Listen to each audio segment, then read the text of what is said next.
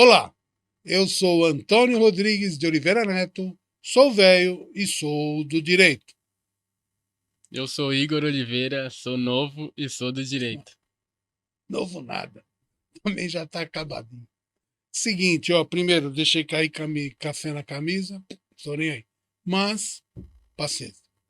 Hoje nós vamos fazer o seguinte, hoje nós vamos fazer uma discussão, uma aulinha. A cada período pós-entrevistas eu vou parar para a gente discutir algum tema de direito que seja relevante, que tenha de alguma forma sido embutido no nosso convidado. E hoje eu quero falar, eu e o Igor, nós vamos falar de crimes dolosos contra a vida que dão origem a um julgamento no famoso Tribunal do Júri, que todo aluno, quando entra primeiro ano de faculdade de Direito, você pergunta assim para... Estou falando na maioria, né? 70%. O que você quer ser? É sempre, eu quero ser juiz, promotor e delegado. Ninguém quer advogado, não tem advogado no Brasil. Depois você pergunta, que área que você acha legal? Ah, eu acho legal a área criminal. Por quê? Ah, porque você vê aquelas disputas, né, do júri com aquelas capas preta, tá? E essa disputa de júri com capa preta, vocês vão ver que desses 70% de uma classe de 100 alunos, quem vai fazer júri? Um, dois. Por quê? Porque é uma preparação totalmente diferenciada, vai lidar com crimes dolosos contra a vida. Primeiro vamos explicar o que é um crime doloso. Existem duas figuras a serem definidas: a culpa e o dolo. A culpa é quando ocorre algum delito por ocorrência de imprudência, negligência ou imperícia. A pessoa não quis que o evento acontecesse. A pessoa atropelou e aí ela não levantou pela manhã, se espreguiçou. Agora eu vou pegar meu carro e vou matar um gordo atropelado. Só se o cara for fora da normalidade.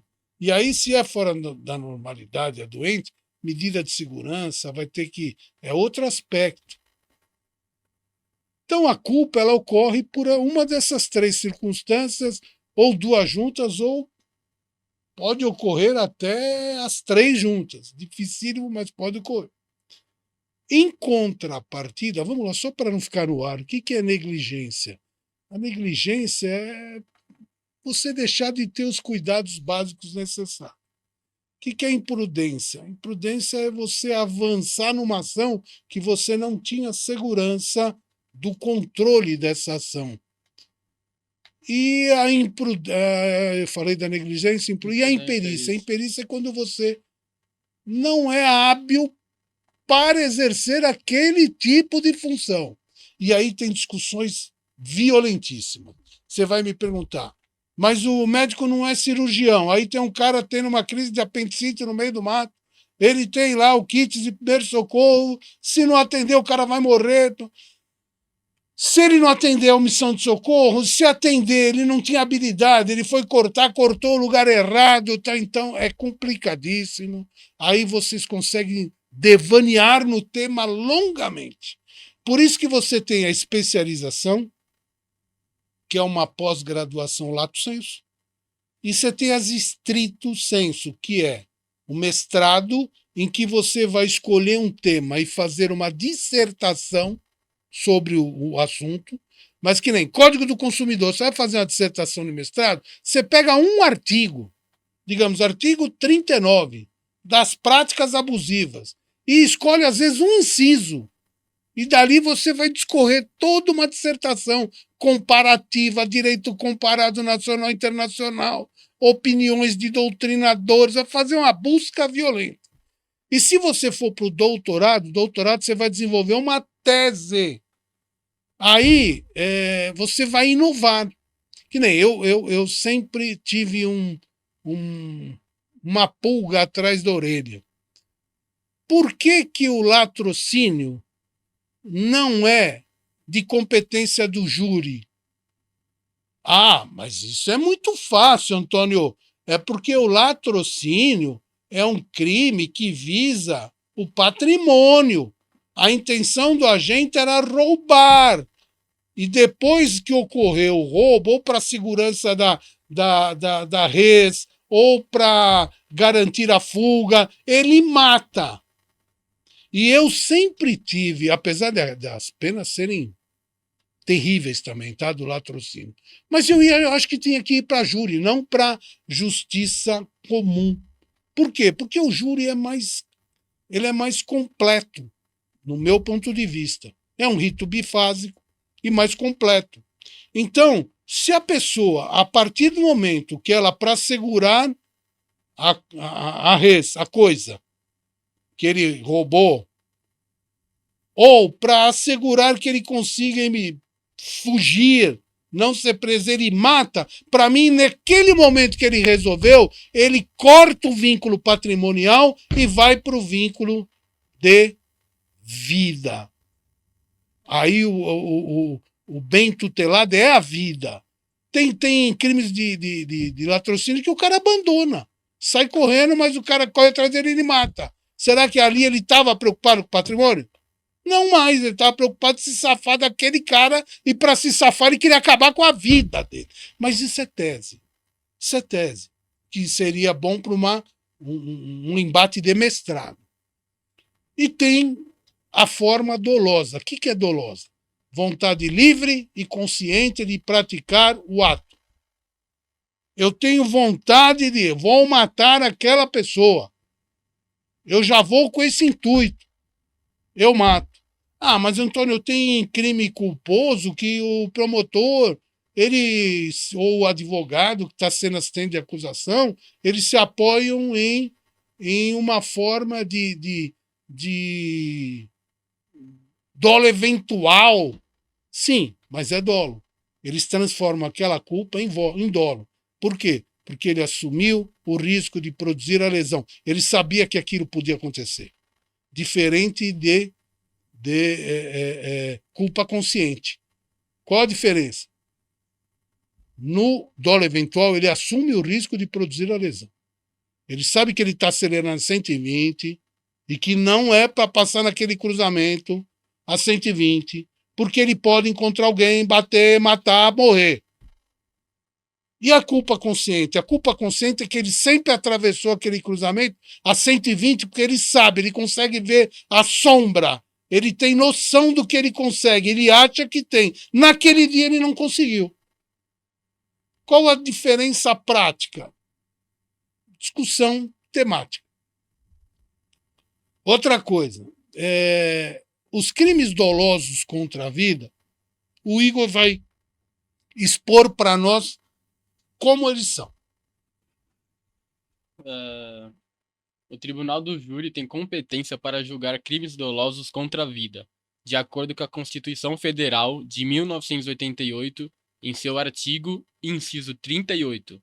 Os crimes são os seguintes: homicídio doloso, artigo 121 do Código Penal, induzimento, instigação ou auxílio ao suicídio ou automutilação, artigo 122 do Código Penal, infanticídio, artigo 123 do Código Penal, e aborto, que se encontra no artigo 124 a 127 do Código Penal.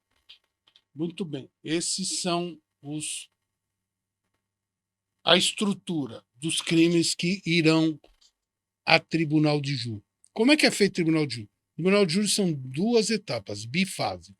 A primeira etapa, vocês já ouviram falar que no crime é sempre na dúvida para o réu, indúbio pro réu. Vamos ficar falando latim, porque às vezes é só para falar bonito, mas vale nada. Então, na dúvida, para o réu. E tem uma fase que é em prol da sociedade, indúbio pro societatis. O tribunal de júri é bifásico. Na primeira, indúbio pro societatis. Na dúvida, para a sociedade. Vamos a defender o interesse da sociedade primeiro. Saber se ocorreu mesmo, de que forma ocorreu, tal, até chegar o momento em que existe uma sentença de pronúncia. Tem gente que não gosta, que chama pronúncia de sentença. No meu ponto de vista, pronúncia é uma sentença. Ah, mas tem recurso diferenciado, ok. Vamos discutir se é teoria, é para quem quiser se aprofundar. Então, nós vamos fazer o seguinte. O promotor pronuncia, ele fala, essa pessoa vai a júri. Ele pede e o juiz fala, ok, eu aceito a pronúncia, vamos. Aí a pronúncia vai ter o rito do júri, até chegar o momento do plenário, que é aquilo que todo mundo vê na televisão e acha bonito, da roupa preta, do advogado falando, do promotor falando, do juiz falando. Aí, em muitos casos, começa a um ofender o outro, que eu acho ridículo.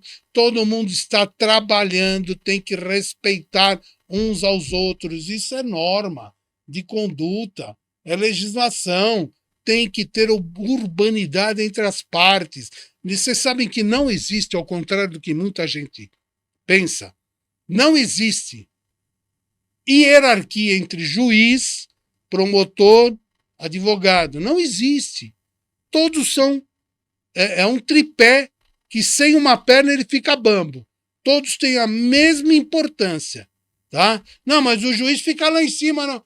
É mera condição de plenário ou de audiência, tá? Uma coisa que aí briga, não, mas quando é Justiça Federal ou mesmo na estadual, no júri, o promotor fica ao lado do juiz e o advogado fica fora. Gente, tudo isso é por opção. Se alguém quiser bater o pé, consegue a equidade. Só que eu não posso ficar longe do meu cliente, eu como advogado. Tá? Meu cliente está sentado aqui na frente. Vão ao tribunal, quem é de São Paulo, ao Fórum Criminal da Barra Funda, vai lá a partir da 1h, entra e vai assistir júri. O júri é público. Você pode chegar lá, sentar e ficar assistindo o júri o dia inteiro para aprender. Você não vai ver a sala secreta, olha o nome, sala secreta, onde vai ocorrer a votação, tá?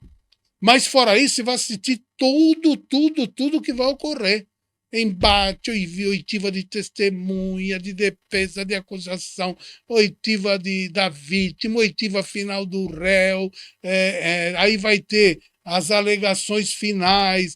Se houver alegações finais, pode ter, por parte do Ministério Público, vai ter a réplica da parte que vai fazer. É sempre assim. Terminou, o Ministério Público faz alegações finais. Tá? Aí, se o advogado quiser, a defesa vai fazer a réplica. Se houver a oportunidade, haverá uma tréplica. A defesa fala sempre por último. Tá? Por quê? Instituto de processual penal. Então, aquilo ali, muita gente não vai gostar do que eu vou falar, mas tem muito de teatro, é muito teatral. Por quê? Porque o corpo de sentença, após 21 jurados serem selecionados, vai haver no sorteio e monta-se um corpo de sentença de 7. Tá? 7. Esse corpo de sentença vai responder aos quesitos formulados pelo juiz, vinculado à causa, e às vezes você pode, como advogado, como Ministério Público, assistente de acusação, mencionar alguns quesitos para o juízo que você gostaria que fossem inclusos. O juiz vai analisar e nunca há o porquê de não fazer, salvo se assim, excelência, gostaria de saber dos jurados se eles torcem para algum time. Não faz sentido nenhum. Tem que ser feito ligado à causa. Outra coisa, aí eles vão pegar, vão para uma sala secreta, vão votar pela absolvição, pela condenação. Às vezes, são vários quesitos. Primeiro, o réu praticou o delito? Gente, tem... E agora os tribunais... Porque a decisão do júri não se muda, tá? O júri é soberano, só que isso não é verdade. Primeiro porque existe um recurso que se chama revisão criminal, que é um recurso da defesa e que pode haver alteração.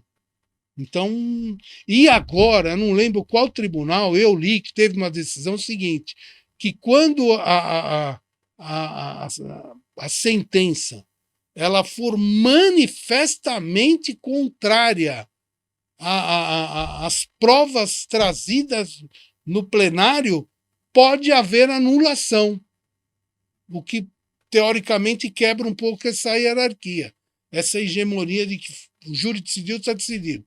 E como é assim? O réu confessou, o senhor matou? Matei. Todas as provas levam que o réu matou mesmo. Porque não adianta o cara chegar e falar, eu matei, fui eu que fiz. Tem que ter um conjunto probatório que fale, não, foi ele que matou. Porque às vezes ele está segurando a bronca para alguém. Por dinheiro, por dívida, por medo. Ele está segurando, não foi ele. Então as provas falam, não, mas como o senhor matou? Se o cara morreu no dia 2 e está aqui, que no dia 2 o senhor passou pela Receita Federal às 15 horas e o réu morreu às 8, o senhor estava vindo dos Estados Unidos e o voo demora 10 horas. Não é impossível o senhor ter estado no local. Então não foi ele. Tá? Então, tem que provar. Muito bem. E aí, no quesito, o réu foi o autor do crime? Vem, não. Mas ele falou que foi e as provas estavam que foi. Mas ele fala, não. Umas respostas assim absurdas. Ele matou, foi utilizada arma de fogo? Foi. O réu morreu com 4 alvejado por 4 balas. Não, morreu de facada. O cara dormia, não estava aí. Porque quando a pessoa cochila, tem júri que demora uma semana, hein? Quando o cara cochila, acabou, está desfeito o conselho de sentença. Tá? Você tem que tomar muito cuidado. Por isso que normalmente os caras berram, fazem show para manter. Às vezes o júri é muito longo, não aguenta. Isso é torturante, vai das 8 horas da manhã, vai até a meia-noite, com raros intervalos. E tem doutor Troncoso que falava isso. Tem advogado que pede para ficar lendo peças processuais. Então, assim, leia 200 laudas, para cansar mesmo o jurado. Para cansar. Para que eles ficam. Você acha que o cara, atenção, no dia 7 de outubro de 1900, não sei o quê, às tantas horas, e não sei o que lá. Cara, 4, 5, 6 horas de narração. Ninguém aguenta. Então, hoje em dia tá muito melhor. Mas existem. Outra coisa que ocorre é o cara já chegar condenado. Quando o caso é midiático, ele já chega condenado. Passou numa grande emissora de televisão, houve cobertura das demais. Então, o cara viu, a população. E essas 7 pessoas são pessoas da sociedade. Eles ouviram, antes de estar lá, eles ouviram. Eles ficam incomunicáveis lá dentro. Se for 5 dias, eles dormem 5 dias, incomunicáveis com o mundo exterior, e eles não podem conversar entre eles sobre o caso, fica um oficial de justiça lá de plantão tomando conta. Muito bem, só que o cara já ouviu tudo lá. Cara, um caso aí que o pai pega e joga em uma filha, ou é acusado de jogar uma filha pela janela. Ele já ouviu tudo isso, chega lá e já está condenado. E existe o desaforamento. Isso quando eram comarcas pequenas, que não existia a mídia que tem hoje, que você desaforava, tirava de uma comarca, fala, excelência, aqui o crime causou muito impacto. Vamos tirar aqui da comarca X e levar para uma comarca a 600 quilômetros para lá. Hoje em dia não adianta, para levar para o outro lado do mundo. Por quê? Porque o assunto já está discutido. Então, os casos, esses são os casos em que existem o famoso crime doloso contra a vida que leva ao plenário do júri. Qual outro item, Igor? É bom falar sobre a jurisprudência, né, do STF, que fala que a legitimidade do tribunal do júri para julgar todos os crimes dolosos contra a vida foi reafirmada, incluindo casos de tentativa de homicídio. Então, tentativa também vai se Importantíssimo o enquadrar no... Igor lembrar, se eu não me engano, é artigo 14 do Código Penal. Se eu não me engano. Mas vocês procuram tentativa, porque são crimes dolosos contra a vida e suas formas tentadas, tá? A tentativa também. A pena é muito menor, tal, mas a tentativa também vai para plenário do júri, se for pronunciado, chega ao plenário, mas vai para o rito bifásico do júri. Já podemos ir para os crimes? Vamos. O primeiro que tem aqui é o infanticídio. Ó, o infanticídio tem a definição? Posso ler? Ó, Ah, ele vai ler para vocês, mas já põe na cabeça o seguinte: infanticídio. A mãe mata o filho durante ou logo após o parto. Discussão de louco. O que é logo após? O que é durante? Mas vamos lá. artigo 123 do Código Penal. Matar, sob a influência do estado puerperal, o próprio filho durante o parto ou logo após. A pena é reclusão de 2 a 6 anos. Você vê que é uma pena muito mais branda do que qualquer outro homicídio. Por quê? Porque a mãe ela está numa fase de estado puerperal que pode durar até, segundo a jurisprudência, a doutrina médica, pode durar de 30 até 60 dias, em casos mais raros, mas o que é o estado puerperal? É uma revolução de hormônios. É uma revolução de hormônios que deixa a pessoa fora do estado normal dela. Lê. Que fisiologicamente o estado puerperal pode durar de 6 a 8 semanas, mas psicologicamente falando, o estado puerperal pode se estender por um período mais longo, principalmente em casos de transtornos emocionais como a depressão pós-parto. Você tem casos em que ó, eu presenciei um caso que até convidei a pessoa, mas ela não, ela quer esquecer. Ela ia para minha casa, amiga minha, tá? Eu já era casado com a Adriana. Ela teve a bebê e ela ia para minha casa e falava: Toninho, você não quer ficar com a bebê para mim? Eu falava: não, mas você tem que cuidar, é teu filho, é tua filha. Mas eu não quero cuidar, eu não estou bem. E olha, era uma situação muito difícil. Eu vou parar por aqui. Mas é alguma coisa que eu presenciei. Porque depressão pós-parto eu presenciei um monte. Um monte. Mas nesse nível que eu vi dessa pessoa, é só história de filme. Tá? Hoje, graças a Deus, nossa, mãe, filho, filha se amam, se dão bem pra caramba, todo mundo feliz, mas era triste. Né? Era triste. Aí você fala, meu Deus, mas como pode? Ainda mais que mãe, você sabe como é que é, né? Mexeu com mãe, tá louco, né? Mas é uma situação que só vendo para crer. É uma das características do crime é que o ato deve ser cometido sob a influência do estado puerperal. E aí vem a jurisprudência do STJ falando que o estado não, que precisa de perícia médica para que seja reconhecido o estado puerperal e consequentemente o infanticídio. Você vai ter, então a mãe mata o filho durante o parto ou logo após. Aí vocês vão na doutrina pegar exemplo, que eu não vou ficar citando exemplo de horrores aqui. Mas é assim, a mãe vai ter que passar por uma perícia médica muito severa. Muito severa. E essa perícia vai diagnosticar se naquele momento do crime a pessoa estava sob o efeito puerperal. Ah, mas já tinha nascido, por isso que o logo após é muito. Quando a gente fala em logo após, parece que é. Ah, nasceu e daqui 10 minutos não tem, não tem. O logo após pode ser um dia, pode ser 2.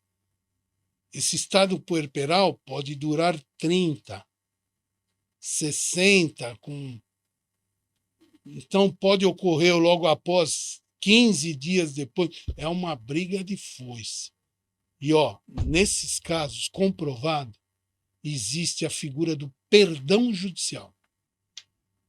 O juiz dá pena, condena, o tribunal fala não, é culpado, se dá a pena e o juiz aplica o perdão judicial. Por quê?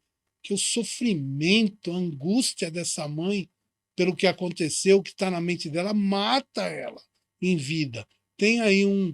Vamos, o Igor vai contar para vocês. O perdão judicial é uma medida prevista no artigo 121, parágrafo 5º do Código Penal, que permite ao juiz deixar de aplicar a pena ao réu, mesmo que ele tenha sido considerado culpado.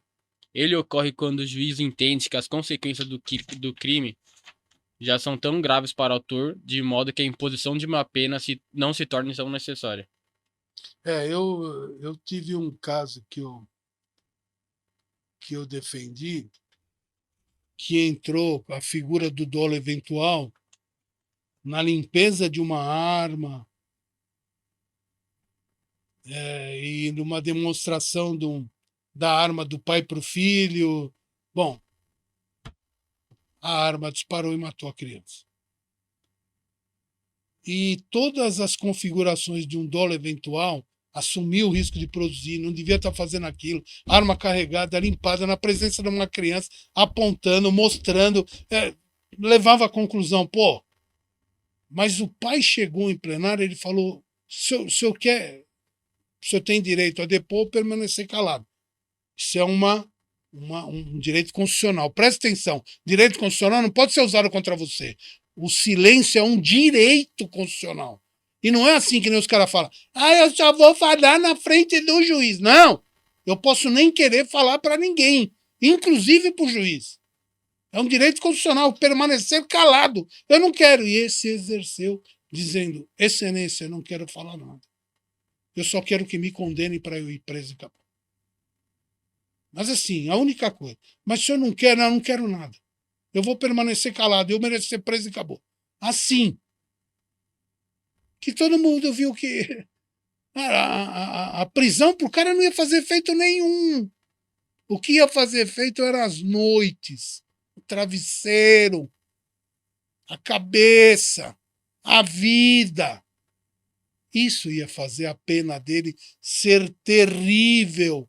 E eu vou falar para você que o final foi suicídio. Fala, Igor. Suicídio é quando a pessoa tira a própria vida, tá? Não, para falar que o perdão judicial no crime de infanticídio não está presente no Código Penal expressamente, mas já diversos tribunais, assim como o Tribunal de Justiça do Rio Grande do Sul, no julgamento de uma apelação criminal, entendeu que, analisando, em certos casos, em razão das circunstâncias psicológicas da mãe, é possível que seja aplicado. E que existe relatos de estado puerperal após 1 ano do parto, mas é mais comum que seja limitado a algumas semanas ou, no máximo, a 2 meses. Olha o que o Igor falou, que existe o estado puerperal em até 1 ano. Você fala, mas não é possível, realmente isso é raríssimo. E hoje ainda, conversando com um grupo de médicos, eles falaram, nunca ouvi falar isso. 1 ano nunca ouvi falar, está aí. E eu já tinha ouvido falar nesse...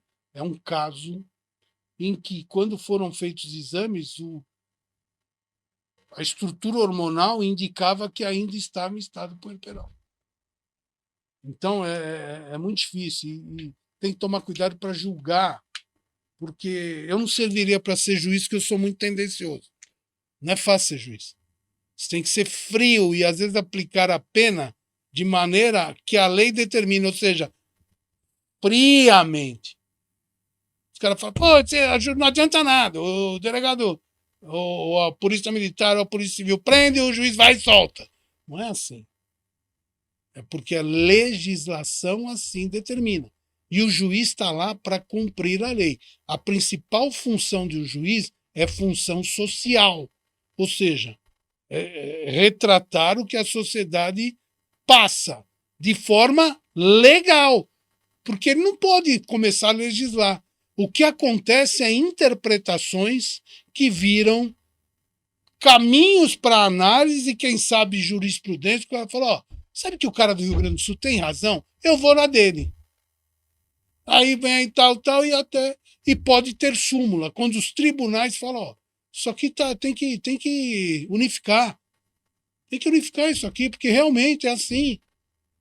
Não adianta. Porque o nosso direito não é consuetudinário, ou seja, usos e costumes.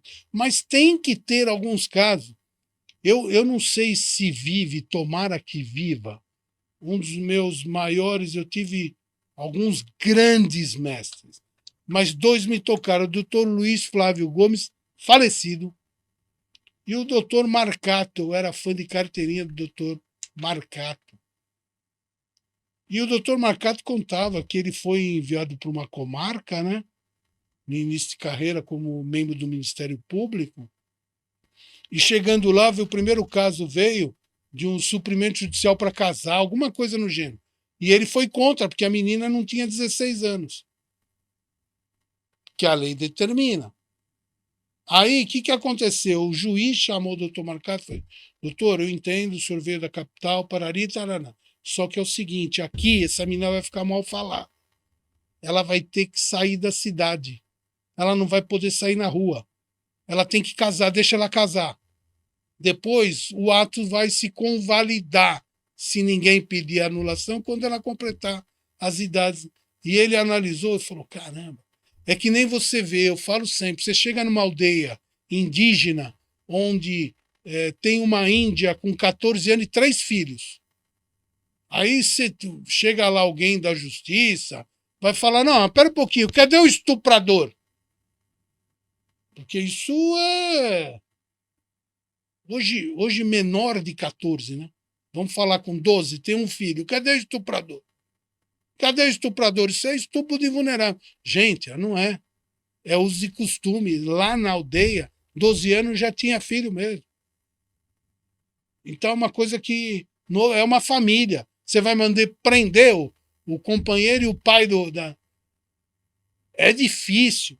Por isso que ser juiz é uma coisa de muita calma, tranquilidade. Ministério Público também tem que largar esse negócio de que Ministério Público é acusação e advogado é defesa. Não. Ministério Público, o cargo, na maioria das vezes, tem que ver o concurso. A nomenclatura do cargo é promotor de justiça. Então, ele tem que estar lá para fiscalizar a lei em alguns casos, em outro como parte, e ele vai averiguar a situação, e se for o caso de ele ter oferecido uma denúncia e no conjunto probatório perceber que a pessoa é inocente, ele tem que ser o primeiro a falar em alegações finais, pela ordem. Então, requeiro a absolvição, tendo em vista não foi comprovado o fato, ou tendo em vista que foi comprovada a inocência do réu. Porque existe absolvição porque não existe prova, existe absolvição por ser o réu inocente, né? Essa é a função. Vamos lá, Igor. Agora, só o último aspecto é a questão do estado puerperal nos aspectos médicos, que a duração, segundo os especialistas médicos, dura entre 6 a 8 semanas após o parto. E no ponto de vista jurídico, é considerado apenas logo após o parto, o momento imediato após o parto. E aí é uma discussão E que o período que aí a depressão que envolva mais tempo é considerado de forma separada do estado puerperal no ponto de vista jurídico. Aí eles dividem para falar que aí já são as doenças causadas. Depressão pós-parto, até tem aí, Igor, relacionada. Em algum momento, aí eu fui. As mais comuns. Depressão pós-parto e psicose puerperal. Vocês entenderam? Então existe aí já. Mas eu, falando em doutorado, seria a minha tese de dissertação. Não. Mesmo porque a discussão é muito forte. O que é logo após? Logo após é imediatamente. Imediatamente é muito subjetivo. E a lei, quando você fala em subjetividade da lei, ela tem que ter um limite, não fica um campo muito aberto.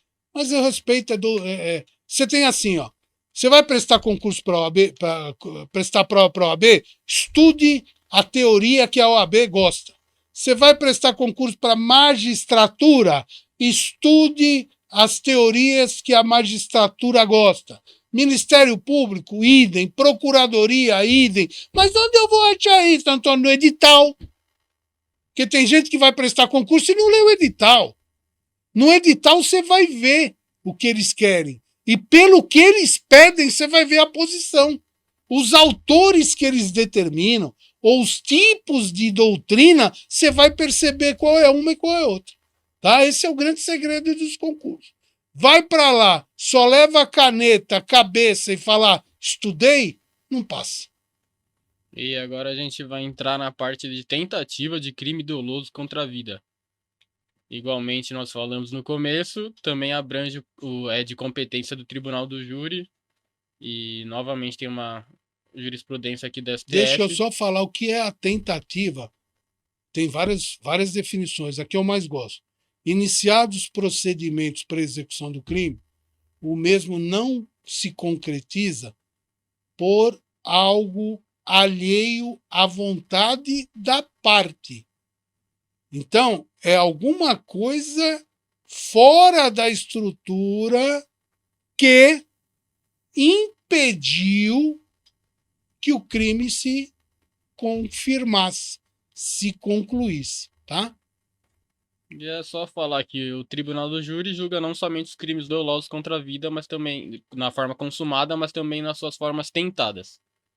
E agora a gente vai entrar na questão do latrocínio, se é Ó, ou não de competência do Tribunal do Júri, igual você não é. explicou no começo. Vamos deixar assim, latrocínio não é. Por quê? Porque o latrocínio visa o patrimônio e os crimes dolosos contra a vida. Eu já mostrei a minha posição, que eu discordo, pelo menos em algum momento. Pode ser que no geral, ok, a teoria geral, mas tem exceções. Tem exceções. Que nem hoje nós, infelizmente, nós estamos vivendo falando de São Paulo capital, numa cidade em que o celular hoje virou um atrai-morte. Tem gente que pede o celular, a pessoa vai pegar e toma um tiro na cabeça. Do nada. Do nada, porque ele acha que ele vai reagir. Aí se você vê que o cara falou, me dá o celular, eu quero o celular, e o cara deu um tiro, acabou para mim. Ele já não esperou mais o celular. Tem gente que joga no chão o celular, o cara vai vir e mata. Ali e deixa o celular lá. Então, calma. Eu acho que tem que. Por que o júri? Porque o júri vai. A população conhece, a população tem do local tem noção do que é aquilo na região. Então é a mesma coisa. O pessoal reclama no psil porque é o barulho de um bar. Ah, mas quem está lá dentro está adorando. Lógico, quem está lá dentro está bebendo, está adorando. Acabou o samba meia-noite, que está formando a maior zoeira para quem mora. Os caras pegam o cara e vão embora para casa deles dormir. E quem não dormiu até agora ficou ouvindo o samba bum, bum, bum. Então, pega um bumbo e vai embaixo da janela do cara bater bumbo. Para ver se o cara não chama a polícia. Ah, mas dá emprego. Quer dizer que dá emprego, você pode deixar um bairro sem dormir?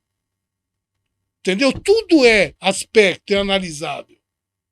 Então, no meu ponto de vista, não é tão simples assim.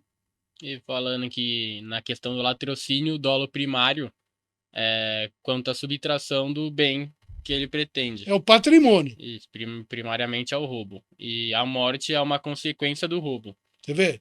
É assim. O dolo primário, para que o cara foi na pessoa? Para pegar o patrimônio.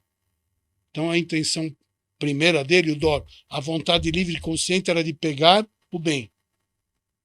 Aí não deu certo, ou para segurar a posse, ou para se ver livre da coisa, ele mata. Para mim, tinha que ir para o plenário. Teria que ir para o plenário. Isso é opinião. E não levem isso no dia a dia, porque não, isso é doutrinário. Tá? Vamos lá, vamos trazer mais uma jurisprudência. Agora da STJ, o Superior Tribunal de Justiça reafirmou que, embora o latrocínio resulte em morte, sua essência é crime patrimonial. razão pela qual ela não é julgada pelo tribunal do júri, mas sim pela justiça comum. E só para concluir agora que o latrocínio não é de competência do tribunal do júri, e porque tá ligado diretamente contra a vida, onde o objetivo é matar. No latrocínio, embora ocorra uma morte, o foco do crime é o patrimônio, e a morte é uma consequência do roubo e não a intenção principal do criminoso. Então, pessoal, é isso. A cada período nós vamos fazer uma aula de um assunto. Levante-se em conta que eu sou um professor de direito desde o ano de 2000, então há 25 anos, e professor de outras matérias desde 1983, matérias não de direito. Já lecionei todo o ciclo básico, já lecionei graduação em vários cursos de várias matérias, já lecionei pós-graduação, lato, e sempre fui muito polêmico, mas eu sempre avisei: tragam o que o examinador quer, tragam o que o seu professor quer. Local de discussão é local doutrinário, tá? Para que não se prejudique. E para fazer uma boa defesa, eu ainda sou a favor de uma boa leitura, de bons argumentos e com auxílio da inteligência artificial. E não pedir para a inteligência artificial fazer a defesa para você. Porque cada caso é um caso, cada réu é um réu, cada vítima é uma vítima, cada membro do Ministério Público é único, cada membro da magistratura é única, e você precisa saber circular e transitar entre todos. Eu vou agradecer o Igor, que me ajudou, e vou falar para vocês que eu sou velho e sou do direito. Deixando o like e se inscrevendo no canal. Tá bom? Até mais.